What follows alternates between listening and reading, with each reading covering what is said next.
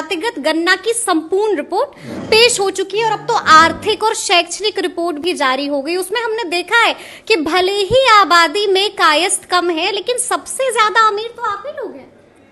देखिए, अमीर गरीब का सवाल नहीं है। मैं तो ये कहता हूं कि कायस्थ की जो संख्या बताई गई है, पहले तो वो संख्या कम आकी गई है, पर वो अकेले हम नहीं हैं।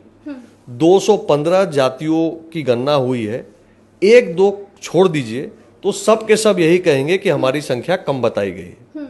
दूसरी बात, जो आर्थिक आंकड़े कायस्थों के बारे में आए हैं, उसमें कम से कम एक बात जाहिर होती है कि कायस्थ परिवार अपने बच्चों को पढ़ाने पे ज्यादा जोर देते हैं।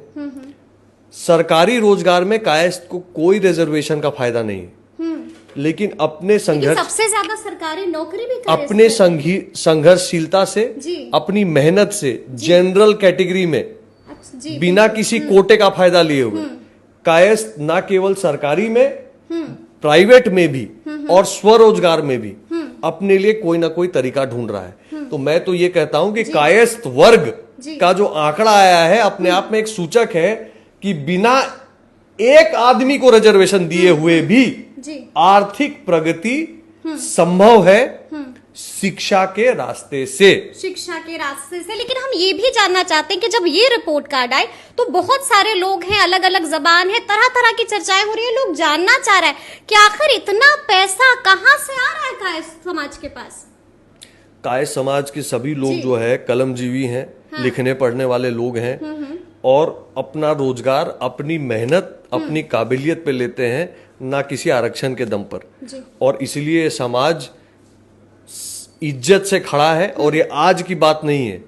कायस्थ की संख्या की लोग चर्चा करते हैं, ये समझना चाहिए कि कायस्थ की संख्या छोड़िए, ये समझिए कि जिन स्वामी विवेकानंद की हम चर्चा करते हैं वो भी इसी कुल में जन्मे हैं। सुभाष चंद्र बोस इसी कुल के हैं, जयप्रकाश नारायण इसी कुल के हैं, लाल बहादुर शास्त्री इसी कुल के हैं, राजेंद्र बाबू इसी कुल के हैं। तो कायस्थ की संख्या जितनी भी हो, अपनी पढ़ाई, अपनी मेधा, अपने संघर्ष के बल पर वो अपनी पहचान हमेशा समाज में बनाता रहा है और बनाता रहेगा।